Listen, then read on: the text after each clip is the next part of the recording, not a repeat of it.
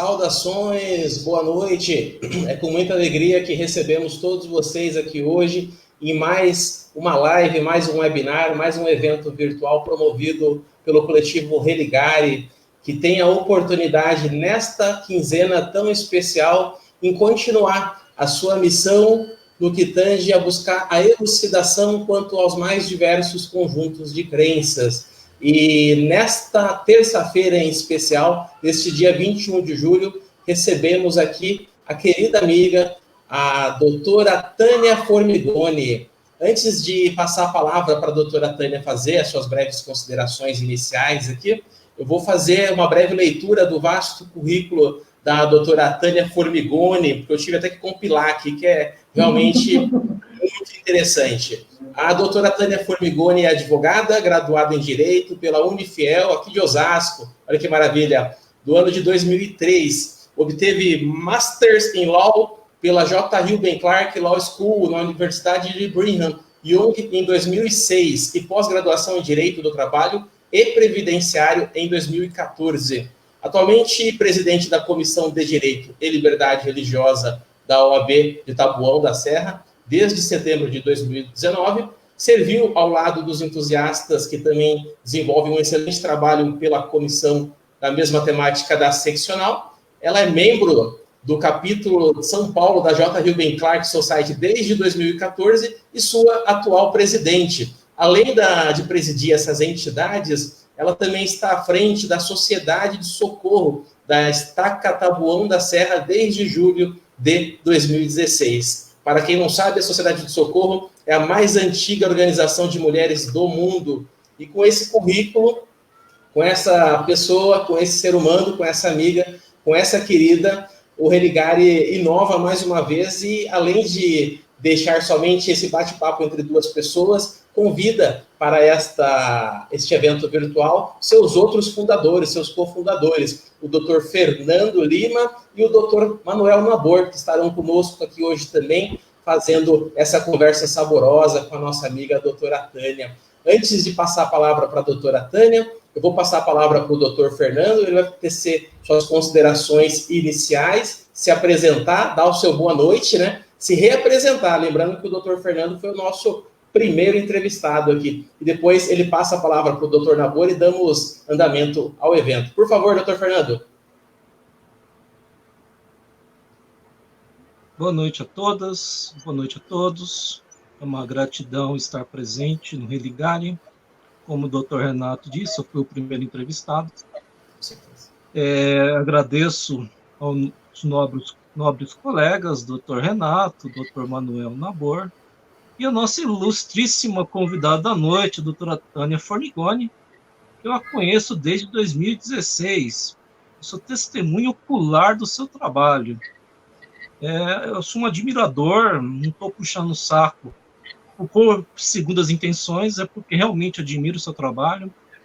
Participei e participo de várias organizações que a senhora esteve à frente, está à frente ainda, como a J. Reuben Clark Law Society, a Comissão de Taboão da Serra, Comissão de Direito e Liberdade Religiosa de Taboão da Serra, minha colega da BRIRC, né? Associação Brasileira de Liberdade Religiosa e Cidadania, também colega da LESP, do Comitê da Sociedade Civil, né? Da Frente Parlamentar em Defesa da Liberdade Religiosa. E nosso objetivo aqui nessa noite é promover um diálogo, né? Nós estamos aqui convidando pessoas das mais variadas performances, com o seu conhecimento, com a sua expertise, com a sua prática, com a sua vivência, possa contribuir para a liberdade religiosa, no combate ao preconceito e na promoção dessa liberdade. O que nos une, somos fés diferentes, né? Mas o que nos une é a lei. O que nos une é exatamente esse espírito de fraternidade universal. E já adiantando, não é uma pergunta, mas já adiantando, como a senhora tem vivência nos Estados Unidos e a Igreja de Jesus Cristo dos Santos dos Últimos Dias tem como sua sede em Utah, nos Estados Unidos, vou fazer perguntas, alguma delas relacionando as duas nações, Brasil e Estados Unidos. para assim compreender melhor a performance da nossa convidada da igreja. Perfeito. Doutor Nabor, tem as suas considerações iniciais. Boa noite a todos, boa noite, doutor Renato, boa noite, doutor Fernando, boa noite a nossa ilustre convidada, né, doutora Tânia Formigoni. É a primeira vez que eu participo da TV Literária, eu acompanho as lives, mas realmente é a primeira vez que nós temos a oportunidade de estarmos aqui. A nossa ideia não é uma sabatina, né? Muito embora temos nem fazer aqui um concílio de Trento, né? Tentar aqui entender um pouco da atividade da própria igreja em relação às questões religiosas e também às questões sociais. A toada vai se dar um pouco nesse aspecto. Temos também algumas perguntas no sentido da própria religiosidade e da sua compreensão, da sua extensão para com a sociedade, né? Eu tenho particularmente algumas curiosidades, né? É uma igreja muito inclusiva, né? Isso dá, por exemplo, nós vemos muitos jovens, até de outros países, evangelizando aqui. Nós queremos compreender um pouco como é que se dá isso no aspecto socio-religioso e também de direito, né? Mas, de fato, é um privilégio, né? Poder ouvir alguém com esse currículo, né? Temos apequenado diante de tamanha apresentação, inclusive já realizada pelo Dr. Renato e pelo Dr. Fernando, mas é um privilégio para a nossa subsecção poder compreender, né, o papel da Igreja de Jesus Cristo, dos santos, né, dos últimos dias, e compreender, sem dúvida, a visão teológica, mas também o aspecto socio-religioso e também do direito que a Igreja, de alguma forma, expressa, né? Nesse país laico, o que é belo é essa comunicação entre as diferentes expressões de fé.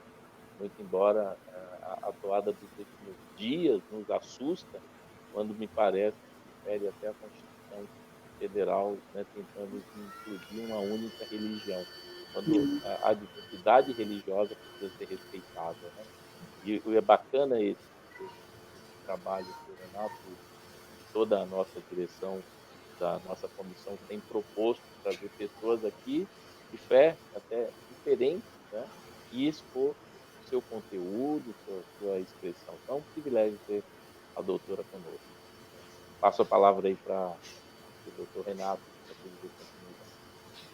Excelente, excelente, doutor Nabor. Obrigado pelas suas considerações iniciais, obrigado pelo seu tempo de estar conosco, obrigado, doutor Fernando, e em especial a gratidão à nossa protagonista, a nossa estrela da noite de hoje, doutora Tânia Formigoni.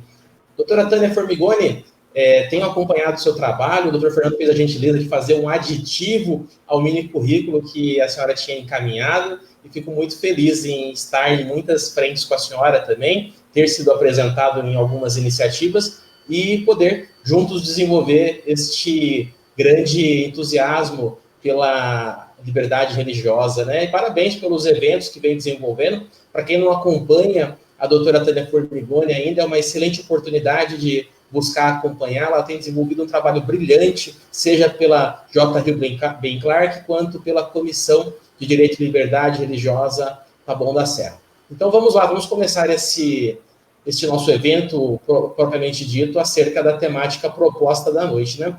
Doutora Tânia Formigoni, para todos aqueles que estão nos acompanhando e que não compreendem ou não entendem o que é a Igreja de Jesus Cristo dos Santos dos Últimos Dias, que ficou conhecida mundialmente como a Igreja dos Mormons, né? Doutora, eu peço a gentileza que a doutora teça essa abordagem inicial, o que é esta igreja, qual é este segmento religioso, ele é um segmento religioso similar para aqueles que nos acompanham e têm esta dúvida, essa questão, no que ele tem de convergência e no que ele tem de divergência das demais crenças que estão vinculadas ao movimento protestante, por assim dizer. Bom, primeiramente, boa noite a todos. Eu me sinto extremamente honrada por ter sido convidada pelos colegas. Realmente, nós temos essa história, não é, mais ou menos recente, de amizade com o doutor Fernando Fabiano, já faz algum tempo, não é, que nós pertencemos à Comissão de Direito e Liberdade Religiosa da OAB da Seccional, mas não tínhamos tanto entrosamento como tivemos nos últimos 2 anos. E com o doutor Renato, hoje eu estava pensando, falei assim, como que aconteceu essa amizade, não é? Que de repente, eu realmente não me recordo quem nos conectou, mas foi assim, muito prazerosa, tem sido uma parceria que eu aprecio muito e que eu estimo muito, com o doutor Fernando e com o doutor Renato, porque vocês dois têm sido realmente demonstrados serem valentes lutadores, por assim dizer, por essa causa de liberdade religiosa que eu abracei há alguns anos, não é? E estivemos presentes em várias atividades, inclusive na Blitz, não é? Sábados à noite, não é? E isso é muito legal saber que temos companheiros de trincheira. E é realmente um grande prazer conhecer o doutor Nabor, não é? A nossa primeira oportunidade. E eu fico muito grata também por essa oportunidade, muito embora seja carregada de uma enorme responsabilidade, falar um pouco sobre o que é a Igreja de Jesus Cristo dos Santos dos Últimos Dias, que muitas pessoas conhecem como os Mormons. Só um minutinho. Nós somos cristãos. Acima de tudo, nós acreditamos, nós temos um conjunto de crenças que nós denominamos as 13 regras de fé, que foram escritas por Joseph Smith, não é? E a primeira regra de fé, ela diz: cremos em Deus o Pai Eterno, no seu Filho Jesus Cristo e no Espírito Santo. Então, com isso, nós nos identificamos com as religiões cristãs, não é? Nós acreditamos ser a Bíblia a palavra de Deus. Então, o quanto seja correta a sua tradução. É lógico que existem várias traduções, não é? Várias versões, mas nós acreditamos ser a Bíblia a palavra de Deus, e que é o relato da vinda de Jesus Cristo, né? Que foi anunciada pelos profetas do Velho Testamento, e contou a vida de Jesus Cristo enquanto ele esteve aqui na Terra. Então, isso dito, nós nos identificamos com as religiões cristãs, não é? O que existe, às vezes, uma pequena diferença é que alguns não acreditam em ressurreição, não acreditam em reencarnação. Nós acreditamos em ressurreição. Hoje mesmo eu estava vendo alguns artigos do UOL e outras mídias que falam que nós acreditamos em reencarnação. Não, nós acreditamos em ressurreição. Assim como Jesus Cristo ressuscitou justamente para tornar possível que nós pudéssemos ressuscitar um dia. Nossa base é a família, e nós acreditamos que as famílias poderão ser eternas. Então, nós prezamos muito a unidade familiar. E é lógico, dito isso, não quer dizer que nós somos perfeitos, que todos são casados e felizes para sempre. Não é viver num castelo. Porque vivemos num mundo imperfeito, repleto de desafios com pessoas imperfeitas. Tanto que tem um profeta nosso, que já é falecido, que ele dizia: a igreja é o lugar onde pessoas imperfeitas se encontram com outras pessoas imperfeitas para tentarem ser melhores. Bom, então é isso. Nós somos uma organização mundial, nós acreditamos que o homem deve ser punido pelos seus próprios pecados e não pela transgressão de Adão, ou seja, o homem é capaz de mudar, é um progresso eterno. Não é? E Jesus Cristo, ele deu o exemplo de como nós podemos sermos pessoas melhores, e de um dia podemos... E nós acreditamos que o Deus o homem é o que Deus já foi. E nós podemos ser o que Deus é atualmente. Ou seja, nós acreditamos no progresso eterno, e que essa vida é uma passagem nesse progresso eterno nosso, não é? E que nós podemos ser um dia vivermos para a eternidade com as nossas famílias. Então, por isso, a família é muito importante para nós. Nós temos muitas atividades familiares, a igreja é centrada na família. Mas todas as pessoas, como o doutor Nabor mencionou, são bem-vindas, independentemente de raça, credo, opções pessoais, todos são bem-vindos, a ninguém é negado o direito de participar das reuniões, de assistir às aulas, são todos bem-vindos. Não sei se eu respondi exatamente o que o doutor tinha perguntado. Excelente, já trouxe já um contexto para que quem nos acompanha já tenha como compreender algumas semelhanças, algumas diferenças e peculiaridades iniciais. Agora eu passo a palavra para o meu amigo Dr. Fernando para que faça a sua primeira pergunta. Ok. Então a gente vai continuar nessa linha, né? Eu fiz várias perguntas, bolei várias questões, mas como eu falei para o doutor Renato, a gente vai de acordo com o a entrevistada, né? A senhora já colocou as regras de fé, né? Pelo menos a primeira regra de fé. Temos as obras padrões da igreja, né? Livro de Mormons, Doutrinas e Convênios, a Pérola de Grande Sabedoria, de Grande Valor, desculpa, e a Bíblia. Dentro do livro de Mormons, existe muito a ênfase na confirmação do Espírito Santo. Em que momento que a senhora sentiu um chamado para atuar na causa da liberdade religiosa? Quando que foi confirmado na vida da senhora que a senhora deveria fazer essa, vamos chamar assim, de missão dentro da liberdade religiosa? Muito bem. Você trouxe um aspecto muito importante. Nós acreditamos que o batismo, e eu vou chegar na sua pergunta, o batismo, que é a nossa quarta regra de fé, não é? O batismo é o primeiro passo para nós tentarmos alcançar a salvação eterna. E o segundo é o dom do Espírito Santo. Então, nós acreditamos que todo mundo que veio para essa terra nasce com o Espírito, com a luz de Deus. Tá? Todos nascemos. O que muitas pessoas chamam de intuição, não é? Nós chamamos de a luz de Deus. Mas, após o batismo, as pessoas são confirmadas, como elas recebem imposição das mãos por dois portadores do sacerdócio, e elas recebem a confirmação como membros da Igreja de Jesus Cristo dos Santos dos Últimos Dias e o dom do Espírito Santo. E o que é isso? É justamente o que Jesus Cristo disse, que ele ia, quando ele estava se despedindo dos seus apóstolos, ele disse, eu vou, não é? Mas eu vou deixar para vocês um Consolador, que é o Espírito Santo.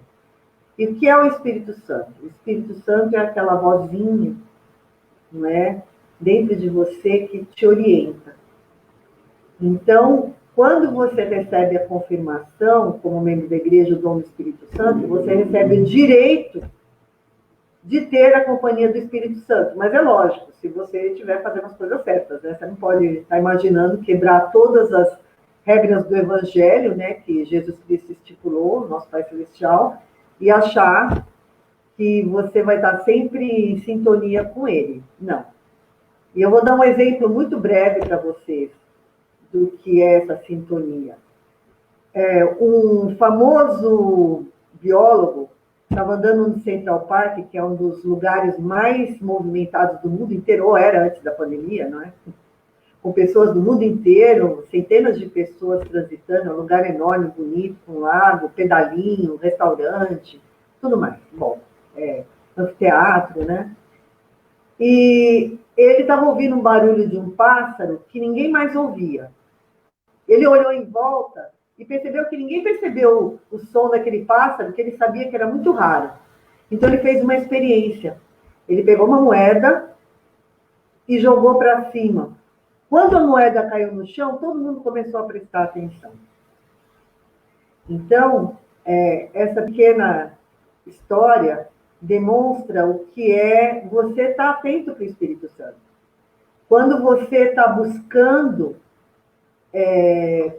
inspiração, orientação, conforto, você ora a Deus pedindo isso, você tem o direito de ter essa inspiração, esse conforto, que é o Espírito Santo que traz. Tá? Então, isso foi o próprio Jesus Cristo que disse isso. E essa foi, de fato, o meio como a Igreja Jesus Cristo dos Últimos Dias, foi reorganizada, que é assim que nós acreditamos. Ela não foi criada, ela foi reorganizada, porque nós temos a mesma estrutura da Igreja na Antiguidade. Então, como que aconteceu isso? Não querendo fugir muito da sua pergunta, mas achei que é oportuno, já que vocês querem saber o que nós acreditamos, né? Joseph Smith vivia em 1820, num lugar nos Estados Unidos, né? Eles chamavam o segundo despertar. As religiões estavam todas querendo, lógico, pregar as suas doutrinas, trazer adeptos, e havia uma grande agitação religiosa no condado de Nova York, que é onde ele vivia com sua família. Não é? Eles eram fazendeiros, mas bem pobres, né? Trabalhavam muito duro. E ele ficava confuso, porque cada dia que ele ia numa reunião de um grupo diferente, cada um dizia, aqui está a verdade, outros diziam, não, a verdade está aqui. E ele era um jovem de 14 anos, ele tinha dificuldade. Ele falou, mas todos estão falando de Cristo. Então, onde está a verdade? Todos estão dizendo. Mas havia, obviamente, pequenas diferenças entre os vários grupos religiosos.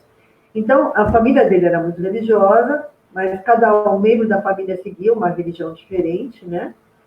E ele leu em Tiago 1,5, estudando a Bíblia, né? Ele leu em Tiago 1,5, que diz, se algum de vós tem falta de sabedoria, peça a Deus, que a todos dá liberalmente e não lance em rosto. Aí ele ficou meditando sobre isso. Ele falou assim, então, é isso que Deus fala? Quer dizer que se eu preciso de conhecimento, eu posso pedir a ele vai me dar?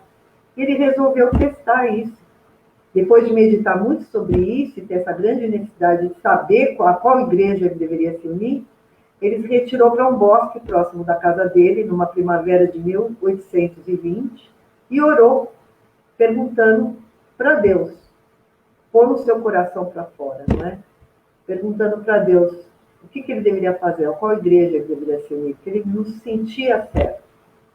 Então, respondendo a sua pergunta, e foi aí que ele recebeu a revelação. Então, a revelação é algo muito pessoal. Na nossa igreja, o presidente da igreja, o profeta, recebe revelação para a igreja, não é? E cada líder recebe, dentro da sua hierarquia, inspiração para o seu chamado. Mas nós todos, individualmente, podemos orar e pedir revelação para nós, individualmente. Então, como que aconteceu a causa da liberdade religiosa?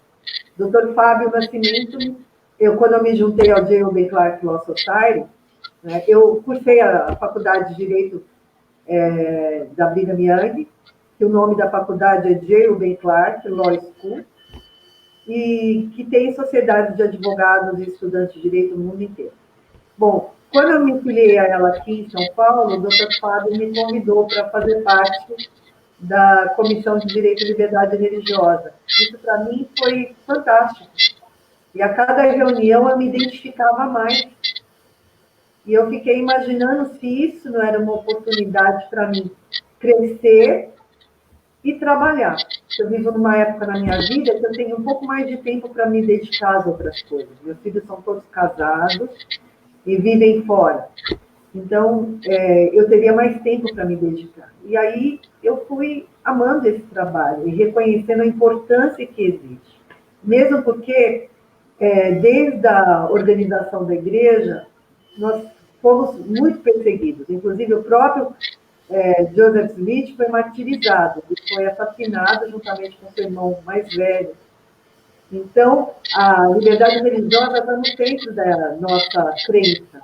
E o livro de Mórmon também, não sei quem teve a oportunidade de ler, durante toda a história, que começa 600 anos antes de Cristo até 400 anos depois de Cristo, todos os povos que viveram aqui preservaram, que conta a história do livro de Mórmon, preservaram a liberdade de crença das pessoas. Então, eu me identifiquei muito com isso e senti que era isso.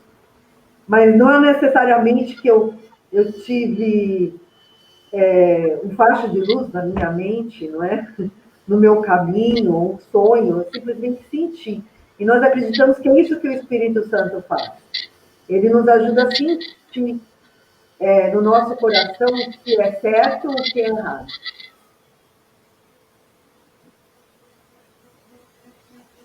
Excelente, doutora Tânia. Doutor Nabor, faça a sua pergunta, seu questionamento ou seu complemento à questão anterior. Fique à vontade. Antes de mais nada, parabéns, né, ao doutor Fernando e à doutora Tânia, né, pelo tema, né, enfim, pela pergunta e pela resposta, né. A doutora falou que a Igreja de Jesus Cristo dos Santos dos Últimos Dias é uma igreja cristã, né, que se propõe a base da igreja voltada para as famílias. A doutora mencionou isso. E nós sabemos que uma das questões que a igreja cristã ainda tem dificuldade, tem alguns tabus que envolve também questões jurídicas, principalmente com relação à família, que, no meu ponto de vista, são polêmicas, é a questão dos divorciados dentro da igreja. Uma vez que o casamento, pelo que a doutora falou, ele se propõe também na vida eterna, pelo que eu entendi. As famílias se projetam para a vida eterna, essas famílias. Uhum. Como é que ficaria a questão, por exemplo, do divorciado e aqueles que contraem novo casamento dentro da igreja? Por exemplo, um fiel que passou pelo divórcio. Uma outra questão também é um tabu dentro do cristianismo, mas me parece que estão caminhando para uma condução também junto ao direito, a questão fugiu a palavra aqui, a questão do aborto. Como é que a igreja também, né, que é um assunto, que é um tema que as igrejas cristãs tentam evitar, né, de alguma forma, mas é um assunto recorrente, é um assunto atual, né? Como é que a igreja se projeta a esses dois assuntos? Minha pergunta é se o divorciado tem algum tipo de restrição dentro da igreja. Aquele que contraiu o novo casamento, ele teria restrição de direito, ele deixaria de exercer algumas funções, deixaria, por exemplo, não poderia ser uma espécie de sacerdote dentro da igreja. E como é que a igreja fala à sociedade, qual a posição da igreja quanto ao aborto? Essa é a minha pergunta. Muito bem, obrigado pela oportunidade de falar sobre isso. A Bíblia fala, desde a lei de Moisés, não é? Sobre o divórcio. Mas a igreja, embora, como eu falei no começo, a igreja pode ser perfeita, as pessoas não é? Nós estamos aqui num caminho tentando nos aperfeiçoar e entramos em conflito, porque vivemos um mundo imperfeito e somos imperfeitos. Então, existem pessoas... Eu sou divorciada 2 vezes, por sinal, não é? E não existe, né? Isso não é nem motivo de júbilo, não é? Ou de orgulho, mas aconteceu, não é? E eu espero que não aconteça com os meus filhos.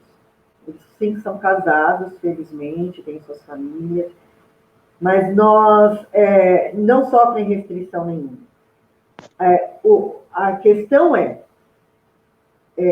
nós não impedimos ninguém de frequentar a igreja, isso eu quero deixar bem claro, mas pessoas que vivem juntas, mas não são casadas, vivem em união estável, elas frequentam a igreja, mas elas não podem, por exemplo, participar de algumas ordenanças, porque nós entendemos que o casamento é importante da ordem de Deus, não é? De acordo com o Evangelho. Então, elas são sempre bem-vindas, os filhos são bem-vindos, elas participam de todas as atividades, não é? Mas elas são aconselhadas a se casarem. Uma pessoa que convive com outra pessoa sem ser casada, elas não podem ser batizadas. Essa é uma restrição. Os divorciados não têm restrição, tá? Mas é muito importante que são aconselhados pelos bispos, pelos seus líderes locais, a pagarem a pensão alimentícia para os filhos, tanto que é uma pergunta frequente que, em entrevista, se as obrigações com a família estão sendo cumpridas, com a família a ex-família, não é? A ex-esposa e com os filhos de outros casamentos. Então, existe essa preocupação da liderança da igreja, que as pessoas que se divorciaram cumpram com as suas obrigações, mas ninguém é proibido de entrar ou de frequentar. Agora, as pessoas que vivem em união estável, muito embora sejam todos bem-vindos, os filhos são batizados, mas o casal, enquanto não se casar, eles não podem ser batizados. Tá? Isso é a única restrição, que nós entendemos que o casamento é uma ordem legal, não é? Que precisa ser cumprida. Uma das nossas regras de fé é a 12ª de fé, que fala: criamos a submissão aos reis, presidentes, bispos, magistrados, como a toda ordenança da lei. Então, nós somos muito legalistas, tá? Então, se a lei determinar, nós temos que cumprir. A lei do país determinar, nós temos que cumprir. Essa é a nossa posição, tá? Agora, com relação ao aborto, nós entendemos que é um crime. É lógico que a igreja não interfere na liberdade da pessoa. Existem abortos que são espontâneos, abortos que são para salvar a vida. Eu mesmo, quando estava grávida de um dos meus filhos, eu tive rubéola nos 3 primeiros meses e eu fiquei muito preocupada com isso, porque poderia deixar sequelas. Eu orei, eu e meu ex-marido, e decidi que eu ia continuar com a gravidez, apesar de riscos, né? Da criança nascer defeituosa, porque eu entendo que não seria correto. Mas a igreja não interfere na decisão do casal, tá? Agora, nós somos contra o aborto, como se diz, desejado, não é? A pessoa que não quer filhos, isso é um crime. Inclusive, no nosso país, é considerado crime, não é? Em alguns estados dos Estados Unidos não é considerado crime, mas nós não acreditamos que isso seja uma escolha correta, porque é um crime. Excelente, excelente, doutora. Obrigado por estar trazendo para nós aqui, que não somos iniciados ao seu conjunto de crenças, poder compreendê-lo pela perspectiva do seu olhar, do seu histórico de imersão dentro desta religião, e assim poder compartilhar conosco, né? Temos muito a falar aqui ainda a respeito da vossa crença, assim também como da J. Hilden Clark e da questão vinculada à entidade do socorro, né? Então, dando mais profundidade às questões vinculadas à Igreja de Jesus Cristo dos Santos dos Últimos Dias, em especial esse choque que muitas das igrejas e qualquer conjunto de crenças tem com a movimentação contemporânea, os choques de gerações, né? Eu gostaria de saber da senhora como a Igreja de Jesus Cristo dos Santos dos Últimos Dias compreende o fenômeno da homossexualidade e das uniões formadas entre pessoas do mesmo sexo. Nós, como já havia mencionado antes, todas as pessoas são bem-vindas. Ninguém vai ser excluído de alguma reunião ou de alguma atividade em razão da sua opção. Nós entendemos que o casamento deve ser entre o homem e a mulher. Que Deus fez homem e mulher. Isso é o que nós acreditamos. Mas nós acreditamos que a homossexualidade, a atração por pessoas do mesmo sexo em si não é um pecado. Nós entendemos que isso é uma posição oficial da igreja, que a atração entre pessoas do mesmo sexo em si não é pecado. Mas para entender melhor isso, eu preciso mencionar que para nós o sexo somente deve ser praticado dentro do casamento. Então, nós acreditamos que... Por isso que nós prezamos o casamento, não é? Então, que o sexo deva ser restringido só ao casamento. Então, o que acontece? Muito embora a atração por pessoas do mesmo sexo em si não seja um pecado, mas quando a pessoa age em relação a isso, aí não somos nós que estamos dizendo isso, é o que está na Bíblia, é o que está no livro de Mormon, não é? A Bíblia, desde o Velho Testamento, fala sobre isso. Mas nós não julgamos as pessoas, elas são muito bem-vindas. Tanto que filhos de casais homossexuais podem ser batizados, não é? Nós só não realizamos o casamento de pessoas do mesmo sexo.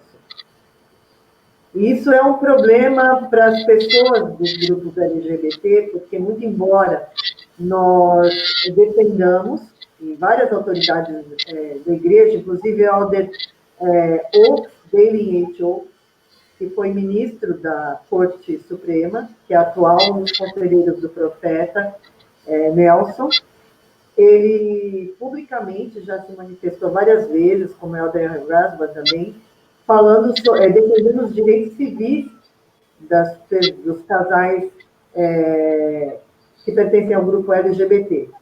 Porque os direitos civis têm a ver com a dignidade humana. E a igreja sempre lutou pela equidade e a dignidade humana. A dignidade humana está acima de tudo.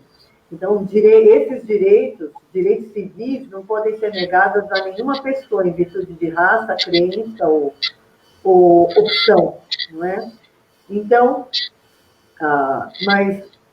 alguns anos atrás, um dos nossos apóstolos, ele 2 vezes por ano nós temos conferência nos Estados Unidos, a cada 6 meses, não é? Que é a sede da igreja no estado de Utah, onde o apóstolo e os profetas, o profeta e os apóstolos e outras autoridades gerais se reúnem em conferência com os membros que para lá se dirigem, membros do mundo inteiro, né? Uma reunião bem grande de 2 dias, e ele se pronunciou num discurso que o casamento era entre homem e mulher. Aí o que aconteceu? Grupos LGBT de várias partes dos Estados Unidos foram para Utah, cercaram os escritórios da sede da igreja e demandaram que a igreja retrocedesse nessa opção, nessa declaração, que essa declaração era uma declaração discriminatória.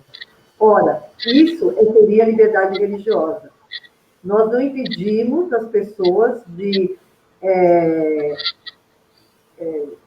se autodeterminarem, que é a nossa 11ª regra de fé. As pessoas possuem livre-arbítrio e elas são livres para escolher o que elas quiserem. Deus não vai forçar ninguém a fazer o que ele quer. As pessoas são livres, não é? Para fazerem suas escolhas. Mas nós também, mas outras pessoas que pensam diferente de nós não podem impor a nós o modo de vida delas. Então, nós respeitamos as pessoas que pertencem a esse grupo e não procuramos impor a eles os nossos dogmas. Tanto que existem vários membros da igreja que já se assumiram como homossexuais, não é? Que sentem atração por pessoas do mesmo sexo. E, como eu já disse, isso em si nós não vemos como um pecado. Mas nós não realizamos cerimônias de casamento desses casais na igreja, nem nos nossos templos, nem nas nossas capelas. E nós entendemos que não faz parte da doutrina do Evangelho. Embora nós respeitamos a opinião das pessoas que pensam diferente.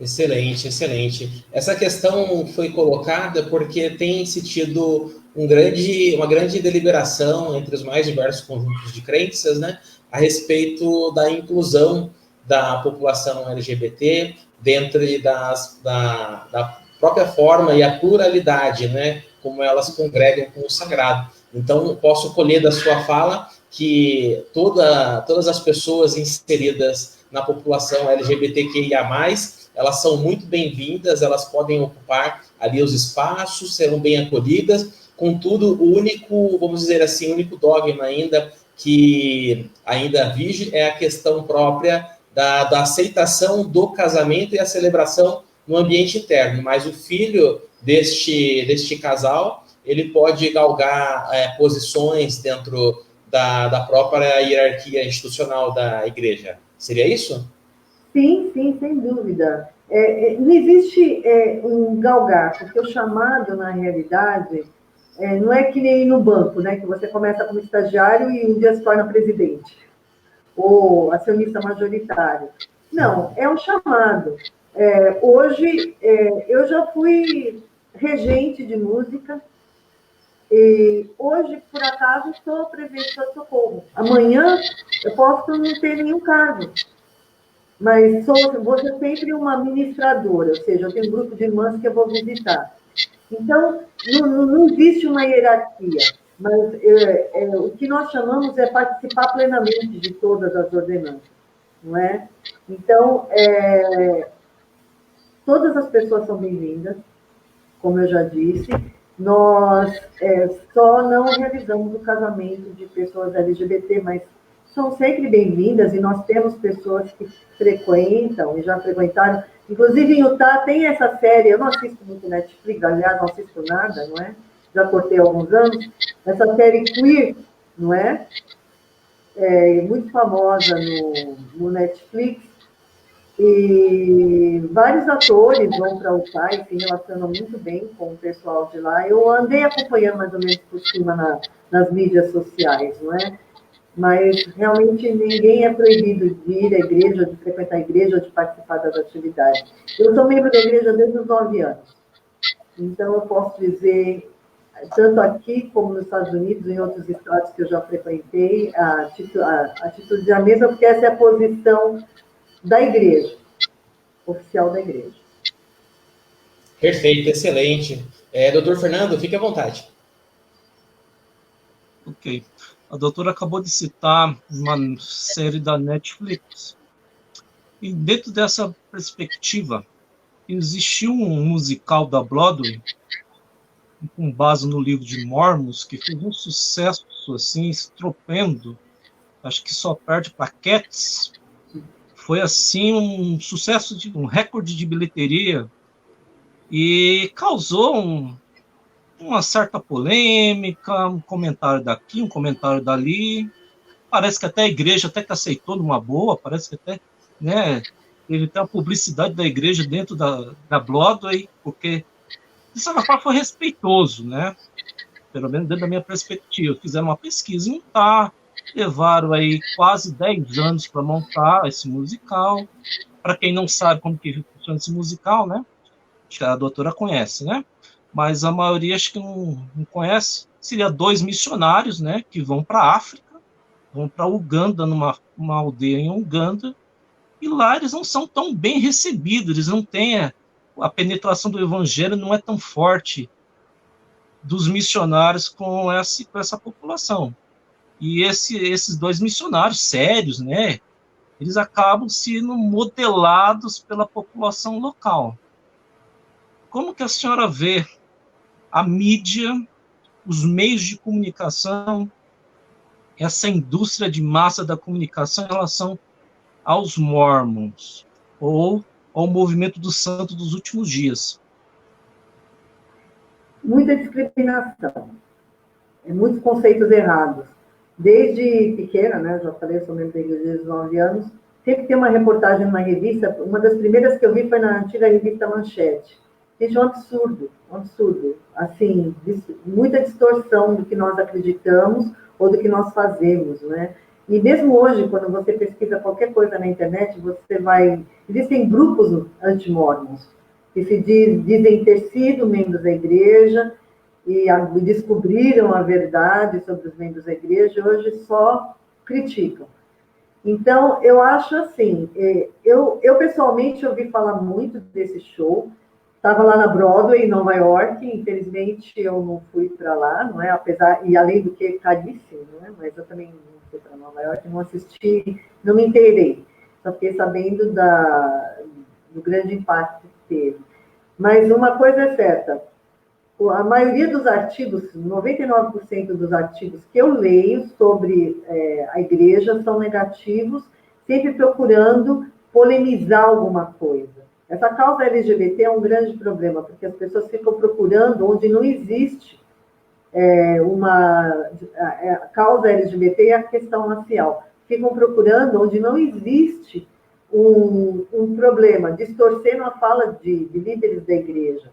Eu assisti alguns vídeos no YouTube que falavam muito, distorcendo a fala de autoridades gerais, que disse, não é, de certa forma, como eu acredito que acontece com líderes de várias religiões, não é? pega-se uma palavra aqui para dar um contexto totalmente diferente. A única sugestão que eu dou é, se realmente, quem quiser saber um pouco mais sobre a igreja, vai no site, mudou o nome do site, antes era lds.org, que é Latter-day Saints, né, que era Santos dos Últimos Dias, que era a sigla em inglês, mas hoje em dia é a Igreja de Jesus Cristo.org. Então, tem o material em inglês, qualquer assunto que você colocar lá, você vai ver, e é muito claro, está bem explicativo, e se você tiver dúvida, você pode pegar o telefone, tem um 0800 para você ligar gratuitamente, esclarecer alguma dúvida. Mas se você quiser saber alguma coisa sobre a igreja, realmente não vai procurar na Veja, na Isto É, no New York Times, The Washington Post, porque a maioria vai ser uma crítica muito grande. Por exemplo, Mitt Romney, que foi candidato à presidência da República, a presidente dos Estados Unidos. Nossa, assim, de absurdo por absurdo, muitas coisas que falaram a respeito dele, não é? Mas faz parte da mídia, não é? Isso acontecer. Por isso que eu falo, se vocês quiserem saber alguma coisa, chamem essa dupla de missionários ou sisters, né? Que são esses dois jovens que dedicam 2 anos da vida deles para pregar o evangelho, e perguntem para eles, é sempre sem compromisso, ou vocês ligam para esse 0800, pode pedir um exemplar do livro de Mormon, vocês podem assistir os vídeos que tem lá no site, tá? Da igreja, disponíveis para qualquer pessoa. Lá tem, são todos os assuntos que vocês pesquisarem vão estar disponíveis lá.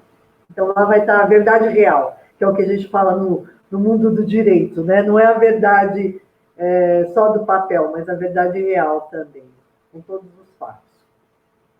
Não sei se respondi a sua pergunta, doutor Fernando. Excelente, excelente. Doutor Nabor, fique à vontade para fazer o seu questionamento. Doutora Tânia, eu continuo ainda naquela mesma toada com relação à igreja ser uma igreja proposta para as famílias, e eu quero ampliar um pouco o discurso. Nós sabemos que uma das questões, nós sofremos problema no Brasil, é a questão de drogas, alcoolismo, a violência doméstica, é um problema sério, né? Temos algumas instituições cristãs que têm, inclusive, abrigos infantis. Então, nessa toada, eu gostaria de perguntar se a igreja possui alguma atividade de socialização ou recuperação de pessoas, apoio a mães solteiras, se tem algum abrigo, né, que atende órfãos, os orfanatos, enfim, se a Igreja de Jesus Cristo dos últimos dias possui alguma atividade social nesse aspecto. Essa é a primeira pergunta. E a segunda pergunta é como se dá, se for possível, senão a gente pode dividir em 2 blocos, como é que se dá a formação, uma vez que a doutora falou desses missionários que vêm fora do Brasil, enfim, como é que se dá a formação teológica dos líderes da igreja, né?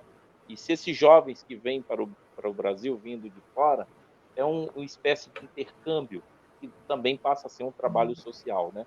Se é um intercâmbio, se eles vêm para interagir com a cultura, né? E se tem algum apoio logístico, ou governamental, ou secular, enfim, como é que se mantém esses jovens que vêm de fora do Brasil para exercer a evangelização, vamos dizer assim, aqui dentro do Brasil, se de alguma forma eles têm direitos preservados. Bom, o que acontece? É impossível responder sua pergunta sem falar sobre um dos princípios básicos da igreja, que é a autossuficiência. Desde o início da igreja, que ela foi organizada, os membros são ensinados a serem autossuficientes em todas as coisas e proverem para si mesmos. Mas é lógico que o mundo sofre vários desafios, as pessoas sofrem vários desafios. Então, como funciona? Os membros são ensinados a se prepararem para o emprego, a buscarem um emprego, a estudarem, e a proverem para suas próprias famílias. A igreja, não obstante, ela tem contribuído mundialmente com a ajuda humanitária em várias partes do mundo. Não só, por exemplo, para a reconstrução da Catedral de Notre Dame, mas como para que esse ataque que teve nas mesquitas na Austrália, o profeta Nelson estava lá durante essa visita, imediatamente a igreja já fez uma doação, e não só de roupas, alimento, mas também dinheiro para ajudar as vítimas e a reconstrução das mesquitas. No mundo inteiro, onde existe um desastre natural ou um ataque, a igreja tem ajudado, através de vários canais. E com roupas, alimento, inclusive na sede da igreja nos Estados Unidos e em vários lugares no mundo, a igreja procura manter centros de produção de alimentos, onde existe o trabalho voluntário, mas a igreja produz alimento para servir aos necessitados. Então, vamos dizer assim, o membro da minha ala, que é a unidade onde eu vivo, ele perdeu o emprego. Ele não tem como pagar o aluguel e não tem como prover a comida. Ele vai conversar com o bispo, não é?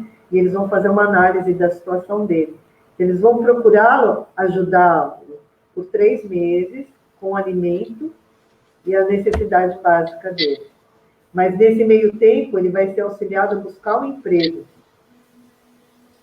para que ele possa prover para si mesmo. Aquela questão que nós falamos antes, a dignidade humana.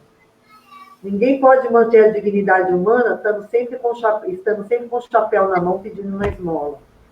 Não é? Isso é contra a dignidade humana.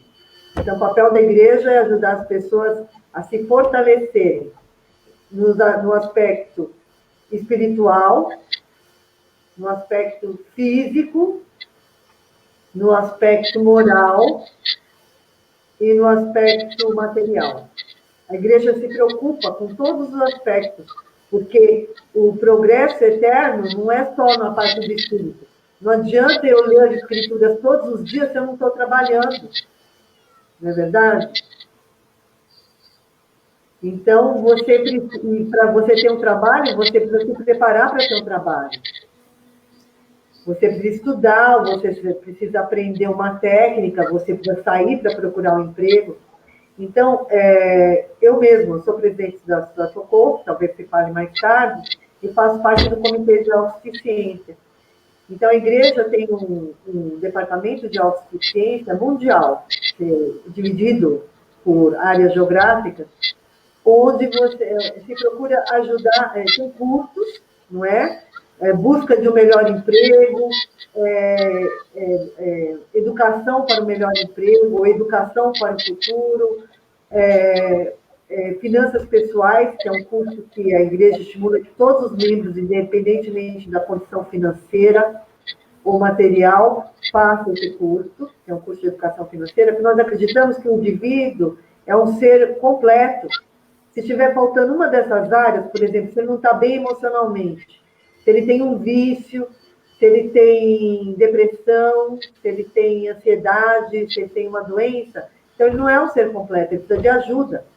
Então, centros de autossuficiência possuem psicólogos, possuem professores, então, e os membros se envolvem nesse trabalho. Eu mesmo já dei aula de inglês, curso de inglês, não é? Esses cursos são gratuitos, eles demoram 3 meses, são 12 semanas, 3 meses, são 12 semanas, e os membros podem fazê-lo. Existe um apoio para a educação, financiamento, para o curso técnico, antes era a faculdade, que era Fundo Perpétuo de Educação, mas hoje em dia é para curso técnico, porque por uma pesquisa de mercado se verificou que é mais fácil alguém conseguir um emprego com curso técnico do que com uma faculdade.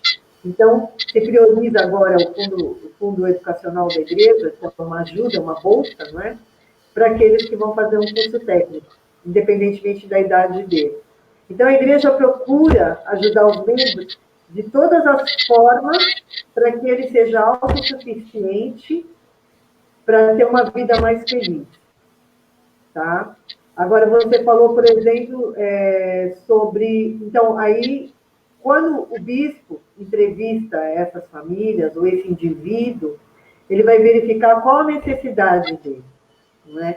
E nós temos outras organizações, por exemplo, eu sou da Só de Socorro, e tem o presidente que ele cuida das mulheres de 18 anos em diante, e tem o Quórum de Elders que cuida dos homens de 18 anos em diante. Eles vão verificar qual a necessidade da família, vai traçar uma meta com a família.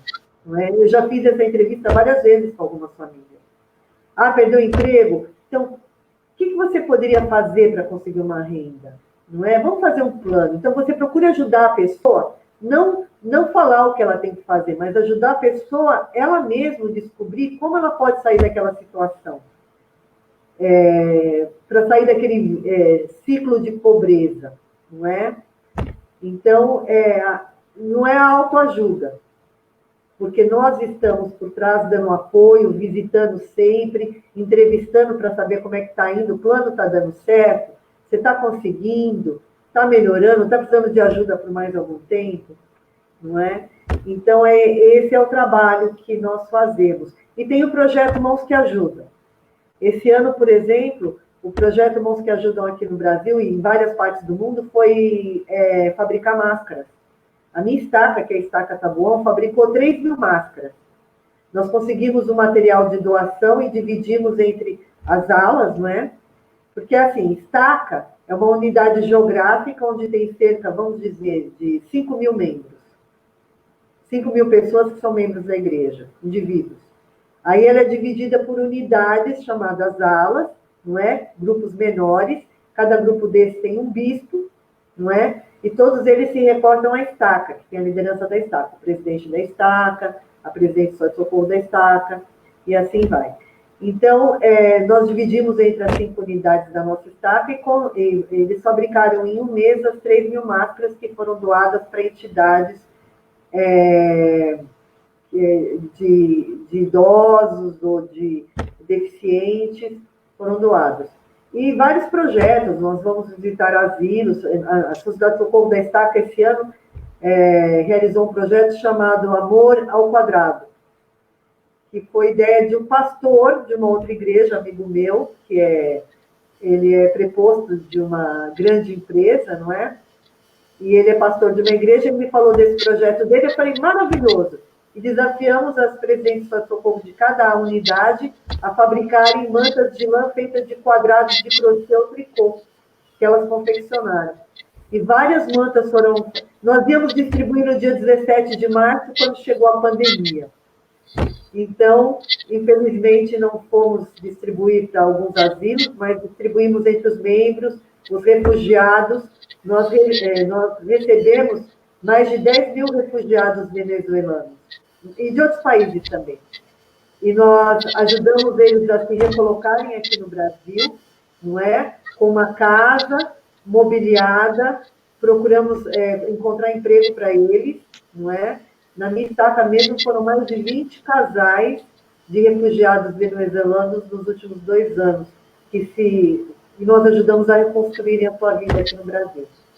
Então, são trabalhos assim, não é? E quando existem outras situações, a igreja ajuda, como desastre no Tahiti, não é? Enviando alimentos, toneladas de mantimento e de vestuário, produtos de higiene, não é? Nos Estados Unidos, agora com a pandemia, foram doadas muitas máscaras, roupas para médicos, kits de higiene, para vários hospitais em várias partes de lá, como nós fizemos aqui. Agora, com relação aos missionários, não é só de outros países que vêm para cá. Tá? No começo eram mais, a igreja começou aqui no Brasil em cerca de 1913, com um casal de alemães que chegaram aqui, eram membros da igreja, lá em Santa Catarina, e foi crescendo. Hoje são mais de 7 milhões de membros aqui no Brasil. Mas nós estudamos o Evangelho desde pequenos. Na igreja existe uma organização chamada Primária para as crianças de 3 a 11 anos. E outra, que é a organização dos jovens, para os jovens de 12 a 18 anos. quando completam 18 anos, vão para outra organização de adultos, né? E estudam o Evangelho desde pequeno. Né? Eu lia o livro de Mórmon com a minha mãe, eu já lia as escrituras com a minha mãe antes de nos batizarmos na igreja. Mas nós estudamos as escrituras diariamente, individualmente, como família. E nós temos o seminário, que é para os jovens de 14 anos em diante, onde eles estudam as escrituras.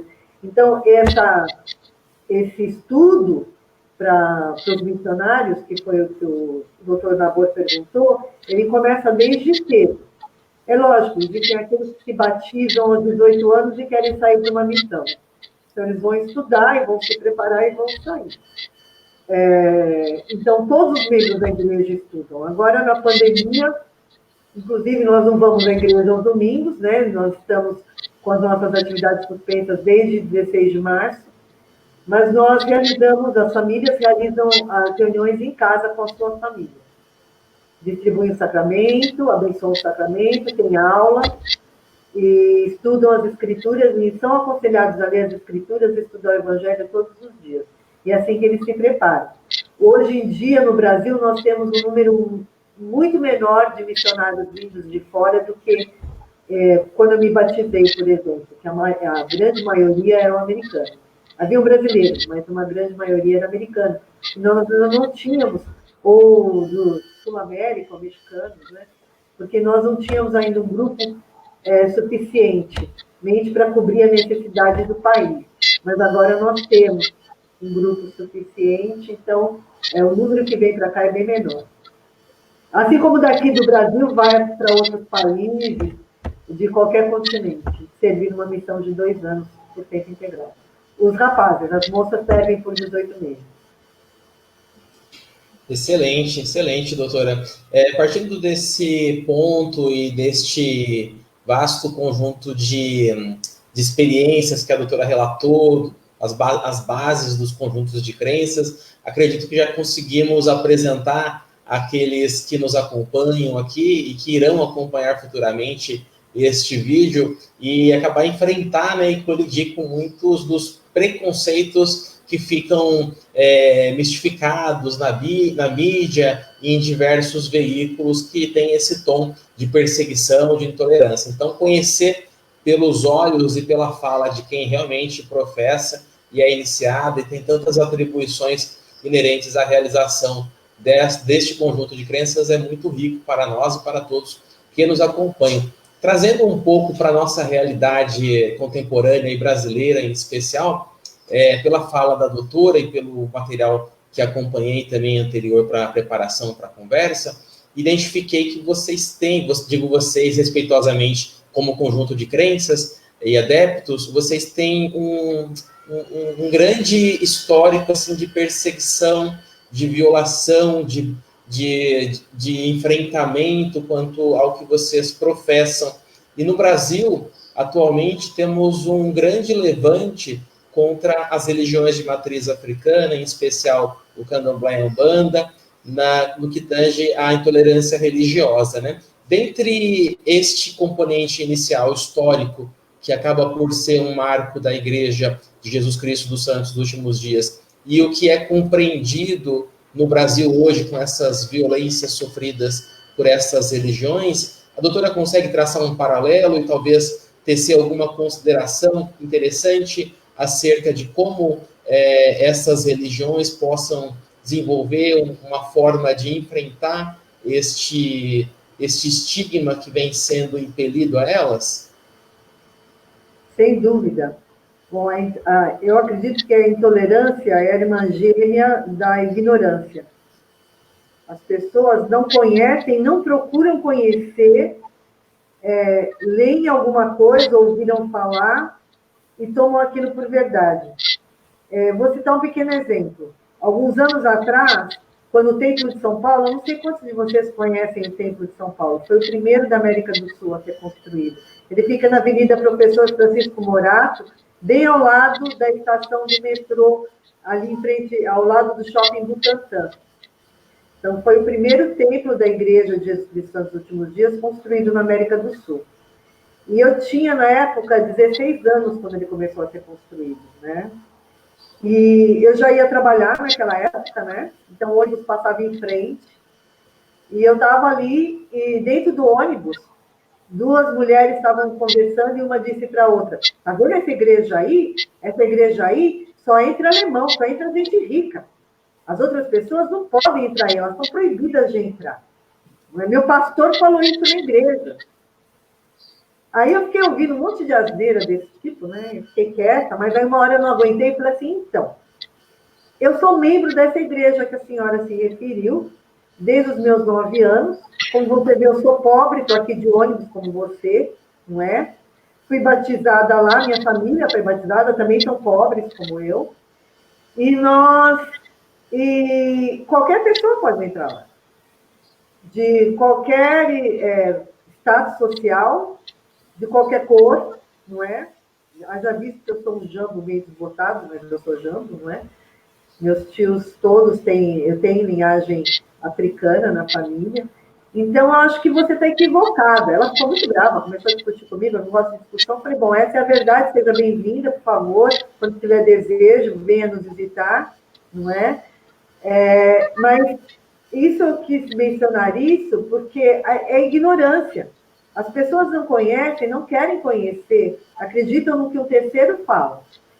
E isso é o que acontece com as religiões de matriz afro-brasileira.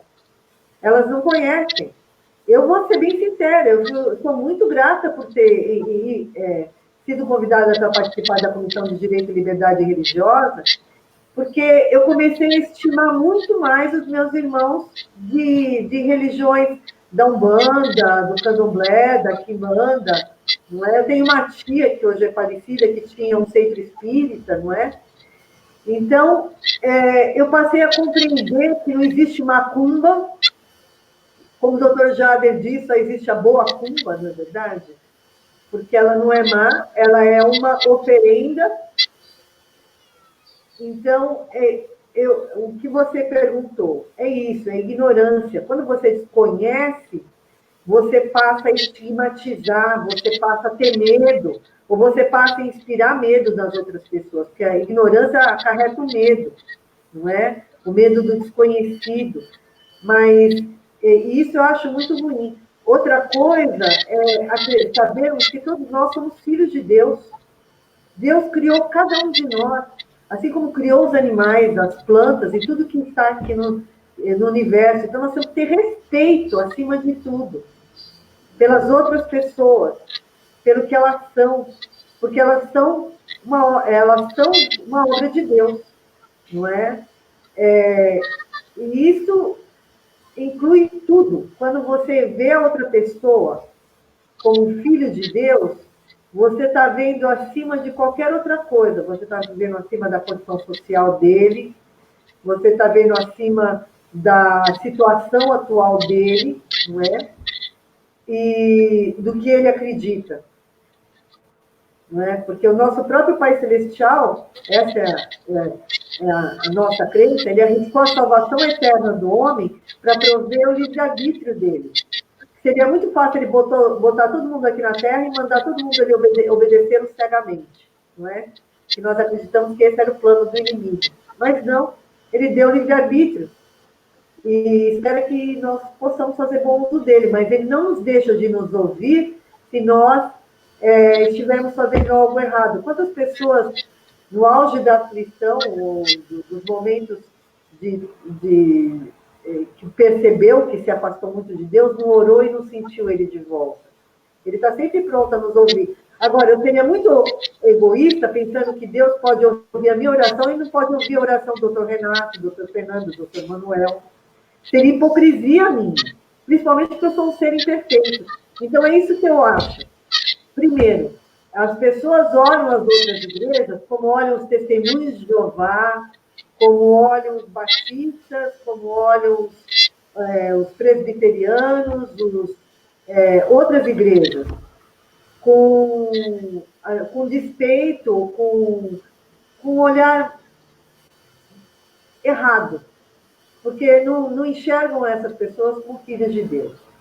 Então, é assim que eu vejo todas as pessoas, principalmente os meus colegas que frequentam as religiões de matriz africana. Então, eu acredito que essa intolerância é fruto da ignorância das pessoas, em vários sentidos, não só a ignorância de não ler, a ignorância de se recusar a aceitar que a outra pessoa é um filho de Deus e merece o mesmo respeito e consideração que você merece. Excelente, excelente. Doutor Fernando, fique à vontade para tecer o seu questionamento, a sua pergunta. Muito bom.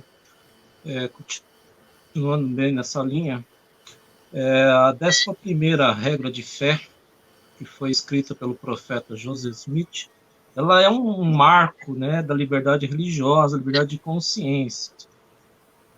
Os presidentes, ao longo do tempo da igreja, tiveram revelações, né?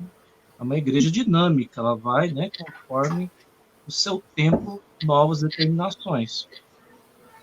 Eu estou com o livro aqui, na verdade é uma trilogia, né? Na verdade é um tríplice compêndio, né? Os 3 livros sagrados, né? Livro de Mormons, Doutrina e Convênios e a Pérola de Grande Valor. E no finalzinho da Doutrinas e Convênios, nós temos as declarações oficiais. Temos as 2 declarações oficiais.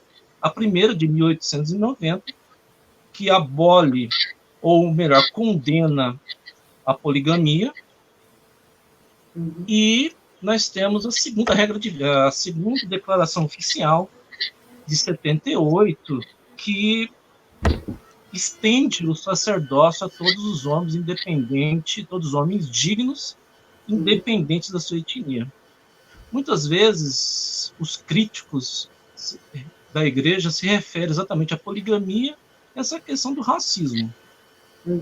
Sabemos que isso já foi superado, como eu já conversei com a senhora até por WhatsApp. Em todo caso, muitas pessoas continuam com esse pensamento. Até onde esse pensamento e líderes religiosos, qual que foi a dificuldade que a senhora encontrou no diálogo interreligioso, nessa questão do direito e liberdade religiosa em relação às doutrinas que a mídia, que os meios sociais divulgam? A senhora tem algum exemplo prático de preconceito religioso, de algum líder religioso que a senhora convidou ou interagiu? Eu acho bastante oportuno você ter mencionado isso. Primeiramente, com relação à poligamia. Realmente, muitos membros da igreja, não muitos, né, alguns portadores do sacerdócio, no início da igreja, nós estamos falando em 1840, não é? Quando havia uma perseguição muito grande, eu não sei se vocês sabem, existia uma ordem de extermínio de todo membro da igreja que estava no estado de Illinois, que estava em vigor até 2004. Era uma ordem de extermínio. E ela só foi revogada em 2004. Então, qualquer pessoa no estado de Illinois tinha o direito de matar um membro da igreja, de Jesus Cristo, Santo dos últimos dias. Tá? Então, tanto que quem assassinou o profeta e o irmão dele nunca houve uma investigação, ou perseguição, ou como se diz, um processo contra eles. Bom, enfim. Então, os membros da igreja eram expulsos de estado em estado, até irem parar em Utah. Durante todo esse período, quem acompanha a história da igreja vai verificar que houveram muitas mortes. Joseph Smith e o irmão dele, Hiram Smith, foram somente 2, não é?